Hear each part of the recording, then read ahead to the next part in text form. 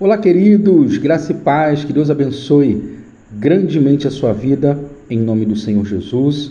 Eu sou o professor Tiago e estou aqui para mais uma aula da matéria de soteriologia. Nós estamos chegando no final da nossa matéria e eu quero cumprimentar todos vocês, porque vocês são verdadeiros guerreiros que chegaram até aqui, dessas aulas que têm sido extensas, conceituais, densas, mas de grande importância para o processo da salvação, para aprendermos mais acerca da salvação e dos seus processos. Falamos sobre várias partes do processo da salvação e hoje vamos falar sobre a justificação e a perfeição. Porém, antes, eu gostaria de começar essa aula orando, intercedendo ao Senhor por cada um de vocês, em nome de Jesus. Pai querido, Deus santo e amado, Senhor, em nome de Jesus, meu Deus, nesse dia eu te agradeço pela vida de cada aluno, de cada aluna do Instituto Caminhando com Propósito, que se encontra nessa turma de teologia. Eu te peço, meu Deus, que o Senhor venha iluminar a cada um através do teu Espírito Santo, para compreender as verdades contidas na tua palavra. Tira, meu Deus, tudo aquilo que nos distrai, que tira a nossa atenção e que nós possamos aprender a cada dia mais para te servirmos melhor. Em nome de Jesus. Amém e graças a Deus. Bom, vamos lá. Capítulo 5. Justificação. Meus irmãos, eu quero encorajar cada um de vocês a lerem as apostilas, porque as nossas aulas têm uma duração média de 30 minutos, onde nós trazemos as questões centrais acerca das matérias. Porém, você tem na sua mão um conteúdo completo, que é a apostila. Na apostila você tem um material extenso, um material completo, bastante detalhado, e eu quero encorajar você a não ficar só nas aulas, mas que você possa também ler as apostilas, e eu tenho certeza que você vai aprender muito mais e assimilar muito mais do conteúdo. Vamos lá. Capítulo 5, justificação. O processo de salvação passa pela justificação, que trata o nosso relacionamento com Deus. O que é justificação? Justificação é um ato divino, pelo qual Deus nos justifica dos erros e pecados cometidos no passado, quando não conhecíamos a Jesus. Mesmo tendo-o conhecido, dos pecados cometidos até hoje fomos justificados, e dos pecados que venhamos a conhecer no futuro, que venhamos a cometer, no futuro, deles também estamos justificados. Percebam que a justificação ela é o ato pelo qual Deus nos torna justos, mas não justos pelos nossos méritos, porque nós não possuímos méritos. Justos ou justificados pelos méritos de Cristo. E o que significa ser justificado? Quando Deus olha para o homem natural, o Senhor vê a marca do pecado, e isso atrai a ira de Deus. Mas quando Deus olha para nós e vê a marca de Cristo, isso nos faz ter paz com Deus, porque os nossos pecados foram pagos por Jesus. Então, quando Deus olha para nós, que fomos justificados por Cristo, Ele olha para cada um de nós e Ele enxerga o sacrifício de Cristo, a marca de Cristo. É como no Antigo Testamento. Tudo que aconteceu com Jesus, ou tudo que aconteceu no Novo Testamento, a sua maioria, tiveram questões no Antigo Testamento que serviram como embasamento ou como uma forma de anunciar aquilo que aconteceria. E esse fato tem a sua referência lá em Êxodo, quando Deus decide lançar a 10ª praga sobre o Egito, que é a matança dos primogênitos. Deus dá uma ordem para que cada um do povo de Deus passasse nos umbrais da porta o sangue do cordeiro. E o sangue serviria por sinal para que o anjo da morte, quando visse o sinal, quando visse a marca, ele passasse por cima e não atingisse aquela casa. E a justificação faz isso na nossa vida. Quando o Senhor ele olha para nós e ele vê a marca do sangue, ele nos vê como justos ou como justificados diante dele. E a justificação, ela serve para os pecados que cometemos antes de conhecer Jesus, para os pecados que cometemos depois de conhecer Jesus e para os pecados que ainda cometeremos no futuro. Nós já estamos justificados deles.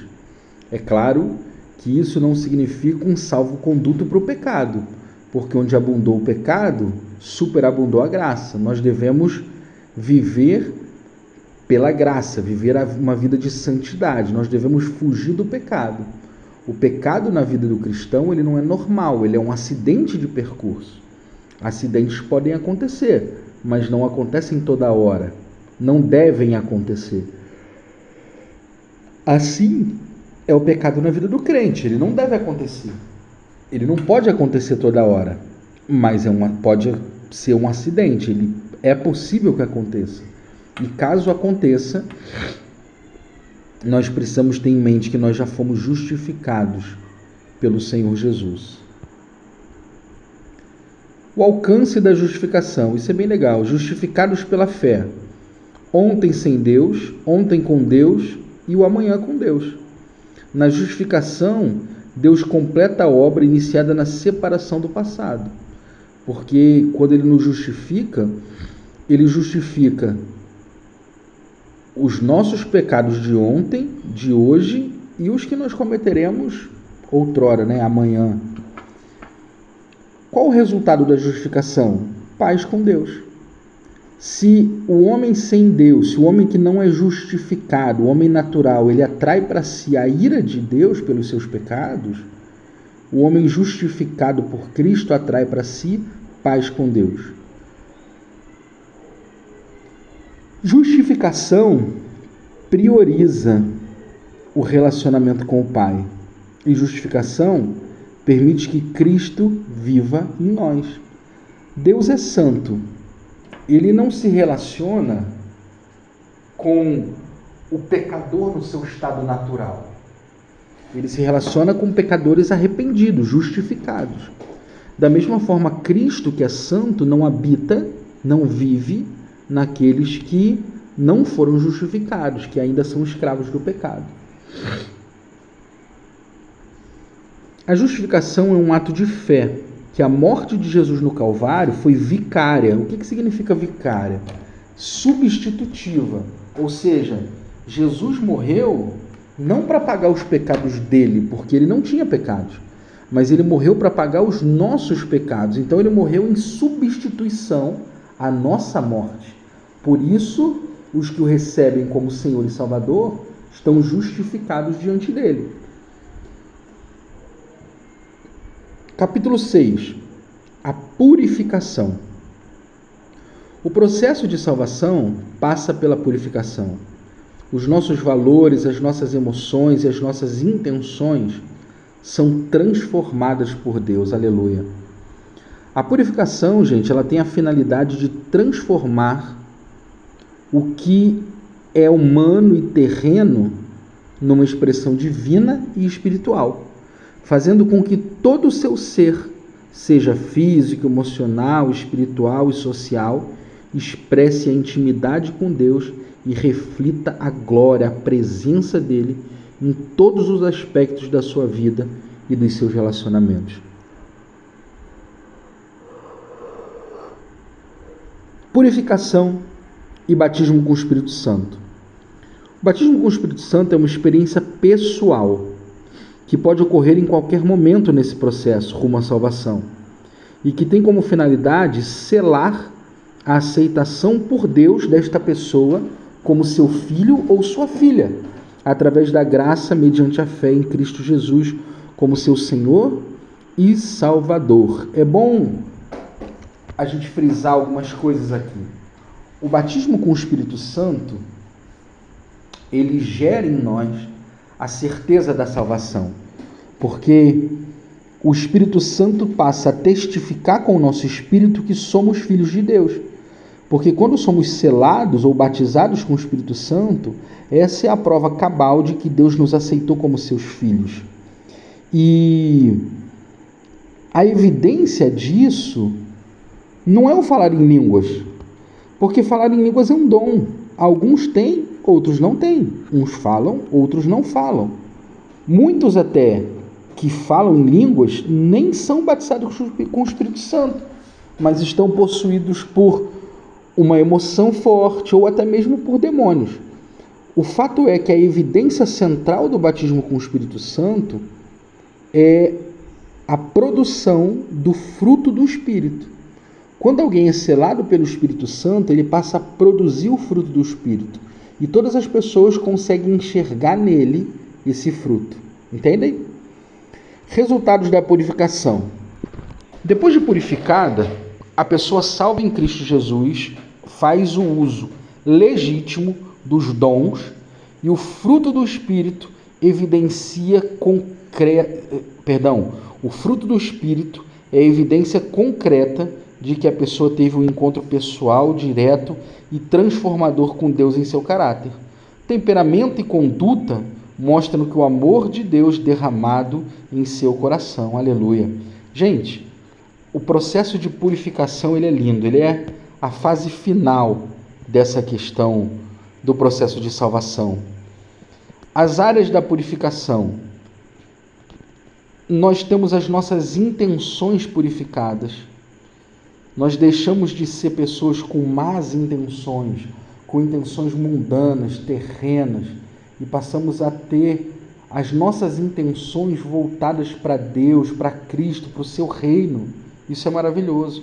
A nossa mente é renovada, nós deixamos de ter pensamentos ruins, pensamentos em coisas que não provêm de Deus, pensamentos em coisas que não nos edifiquem, né? Que não edifiquem a nossa fé e a fé do nosso próximo, e passamos a dedicar a nossa mente a pensamentos de coisas que se referem ao Senhor e à sua obra. E o domínio próprio no falar. Gente, isso é muito importante, porque quando alguém é selado pelo Espírito Santo e recebe e passa por esse processo de purificação, o domínio próprio no falar tem que ser uma evidência. Isso significa que a nossa língua, ela deixa de ser aquela língua pesada, aquela língua que maldiz, aquela língua que amaldiçoa, aquela língua que fala mal. Até porque a Bíblia diz que de uma mesma fonte não podem jorrar dois tipos de água. Eu fico me perguntando quando eu vejo alguns pastores na internet, até alguns bem famosos, que foram referência aí nos anos 90 e que gravam vídeos cheios de ódio, chamando as pessoas de canalhas, xingando. Eu fico pensando, como pode que de uma boca que xinga e maldiz pode sair bênção? Se a Bíblia diz que a mesma fonte não pode jorrar dois tipos de água. Então, meus irmãos, o domínio próprio é fundamental. Às vezes, nós pensamos muitas coisas, mas o domínio próprio nos impede de falar aquilo que nós não devemos falar. Isso é muito importante. Purificação. Sinta o que quiser sentir, mas faça o que Deus quer que você faça. Aleluia. É o que eu estava dizendo agora. Nós pensamos diversas coisas, mas nós não podemos ser movidos pelos nossos pensamentos, pelos nossos desejos ou pela nossa vontade, porque nós fomos purificados por Deus. Então nós devemos agir de acordo com a sua soberana vontade. Na purificação, os nossos sentimentos estão subjugados ao querer de Deus. Eu posso sentir o que eu quiser, mas eu vou fazer aquilo que Deus espera de mim, porque agora eu sou um filho, e como filho eu obedeço ao meu pai, eu honro ao meu pai. Isso se torna possível porque as nossas intenções estão intimamente ligadas ao querer de Deus e em agradá-lo, fazendo aquilo que lhe apraz. Que coisa linda, não é verdade? Nós passamos a entender que ser é mais importante do que fazer. E com isso, nós combatemos o ativismo que muitas vezes toma conta das igrejas. Pessoas muito bem intencionadas que dedicam a sua vida a fazer coisas, a entregar a Deus uma obra feita, mas não se preocupa em ser uma oferta para o Senhor, em ser um filho de Deus, em ser alguém que foi transformado por Ele. A nossa mente, as nossas emoções estão ligadas entre si, numa autoavaliação constante, priorizando o ser. Quando nós somos purificados, o ser é muito mais importante do que o fazer. O fazer passa a ser um reflexo do ser, e não o contrário. Porque eu sou, eu faço. O que eu faço simplesmente reforça, evidencia e revela quem eu sou. O salvo é de Deus e Deus é dele. Aleluia! Que coisa maravilhosa. Capítulo 7. Perfeição. O processo de salvação chega à perfeição. Trabalha na área do amor e do perdão incondicional. Perfeição é um estado de vida abundante para ser vivido e praticado aqui e agora, como resultado do amor ágape. Do amor ágape em nós, e a capacidade de perdoar indistintamente. Portanto, sede vós perfeitos, como é perfeito o vosso Pai. Aleluia. Nós temos vários textos que falam sobre perfeição. Mateus 5,48, Filipenses 3,15, Colossenses, Hebreus, estão todos aí para você ler depois. O que é perfeição, meus irmãos? Perfeição é a capacidade dada por Deus de amarmos a Ele sobre todas as coisas e amarmos ao nosso próximo como a nós mesmos e perdoar a todos incondicionalmente. Isso não significa que nós não vamos errar, não vamos pecar eventualmente, mas significa que nós chegamos num estágio da nossa vida cristã que, independente dos nossos erros, dos nossos pecados, dos nossos fracassos, nós conseguimos amar a Deus sobre todas as coisas, amar o nosso próximo como a nós mesmos e perdoar incondicionalmente todo e qualquer mal que façam contra nós. Mateus 26, de 36 a 40 diz assim: Mestre, qual o grande mandamento na lei? Respondeu Jesus: Amarás o Senhor teu Deus de todo o teu coração, de toda a tua alma, de todo o teu entendimento. Esse é o grande primeiro mandamento. E o segundo, semelhante a este, é: amarás o teu próximo como a ti mesmo. Diante destes dois mandamentos dependem toda a lei e os profetas. Cumprir toda a lei e os profetas. Precisamos ser perfeitos para que tudo se cumpra em nós também, né? O que é perfeição? Essa perfeição, ela é proporcional e não absoluta. Nós não estamos na mesma proporção ou intensidade da perfeição de Deus. Por quê? Porque nós ainda estamos aqui presos a um corpo físico. Nós ainda temos em nós, ainda que nós tenhamos a natureza de Deus através da natureza de Cristo, que alcançamos no novo nascimento, nós ainda possuímos em nós a natureza humana, a natureza adâmica, pecaminosa. Então nós jamais conseguiremos ser perfeitos no nível que Deus é perfeito, mas é uma perfeição proporcional. A nossa perfeição está relacionada ao nosso mundo humano, emocional e pessoal. Ou seja, nós devemos buscar a perfeição dentro da realidade humana. Perfeição nas nossas emoções, perfeição no aspecto pessoal da nossa vida, nas nossas ações, na nossa conduta. Jamais seremos perfeitos como Deus. Mas podemos ser perfeitos no padrão de Deus para essa terra, para esse mundo.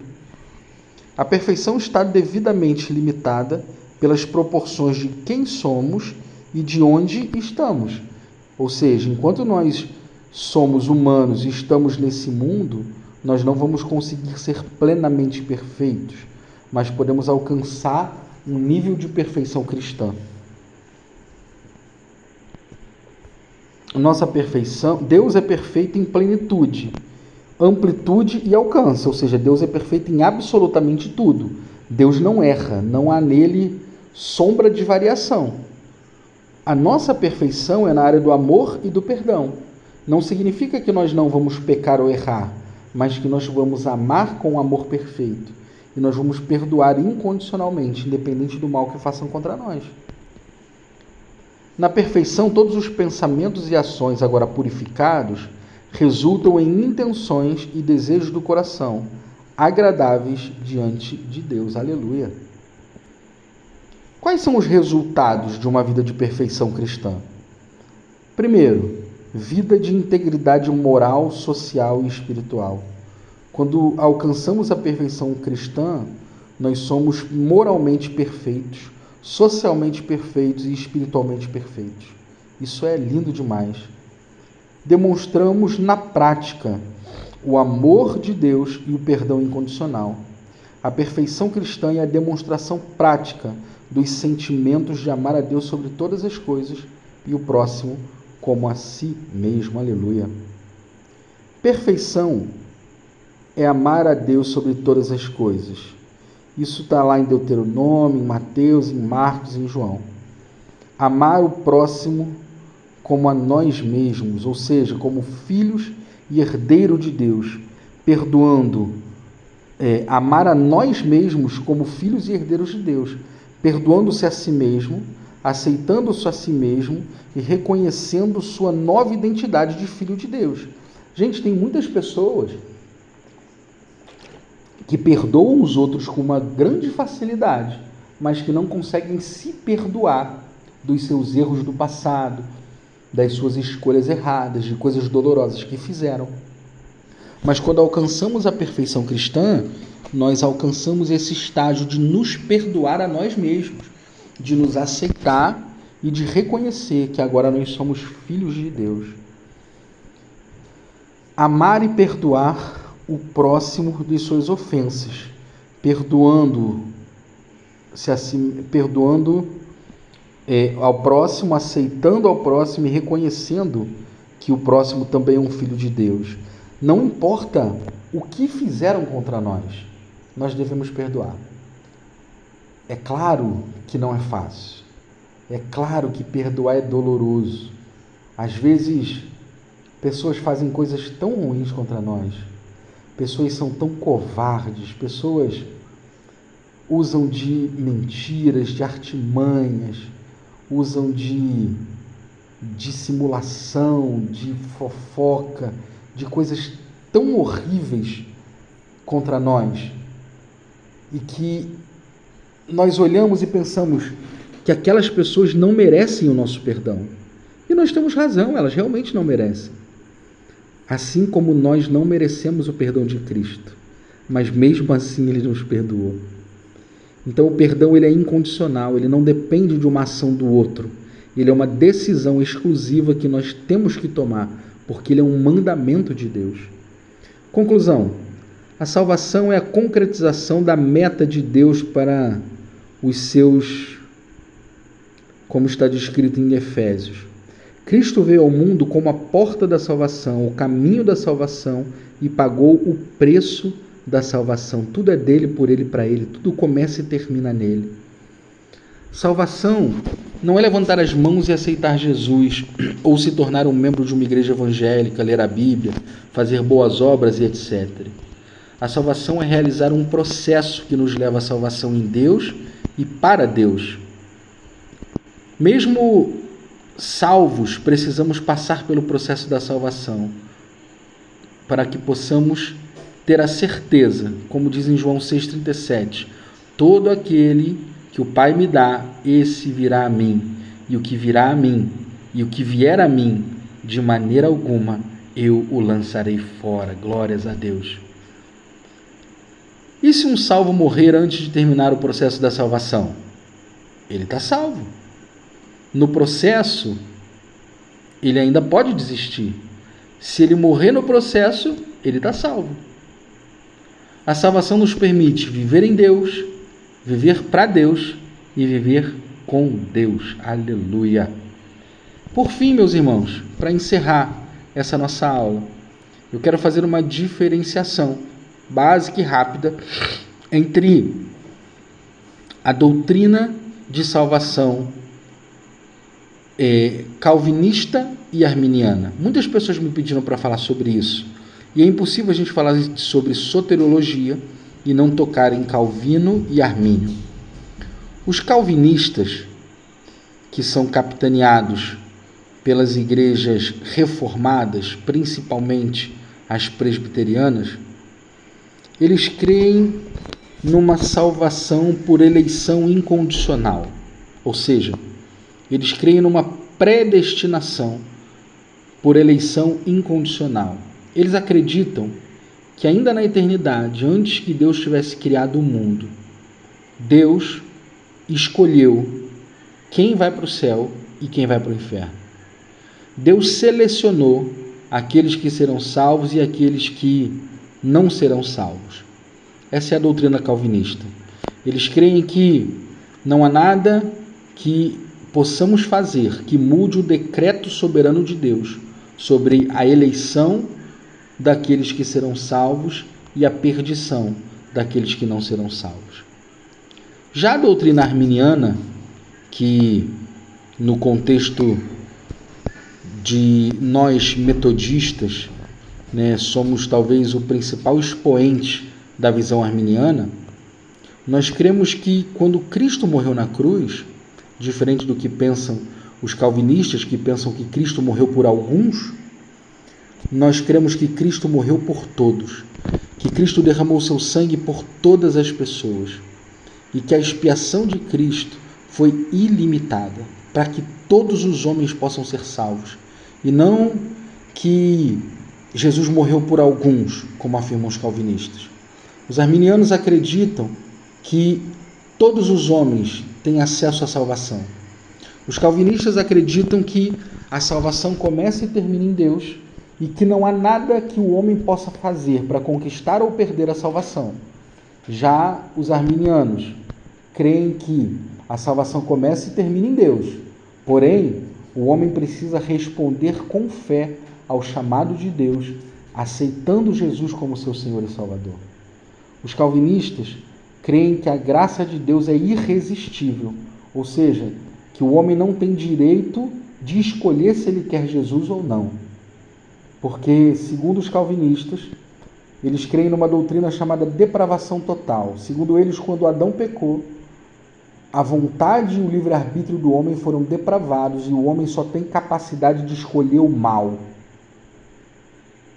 Mas que os eleitos foram escolhidos por Deus, independente do seu mal. Já nós, que somos arminianos, nós cremos que a graça é irresistível, porque o homem pode dizer não para Deus, como nós vemos muitas vezes. A mensagem é pregada, a palavra é pregada, e as pessoas não querem, elas recusam. Deus, ele respeita a vontade do homem, embora ele sofra toda vez que o homem diga não para ele. Mas nós cremos que cada ser humano possui o seu livre-arbítrio intacto para escolher a Deus, para escolher estar com Deus, caminhar com Deus. E que Jesus morreu para que todas as pessoas pudessem ser salvas e que todo aquele que responder com fé ao chamado de Deus terá acesso à vida eterna. Assim como o ladrão da cruz, assim como tantas pessoas que fizeram tantas coisas erradas, mas que se arrependeram e entregaram a vida para Cristo e hoje são salvas nele. Que Deus abençoe grandemente a sua vida, em nome do Senhor Jesus. E que o Senhor possa abençoar grandemente a sua vida. Aleluia!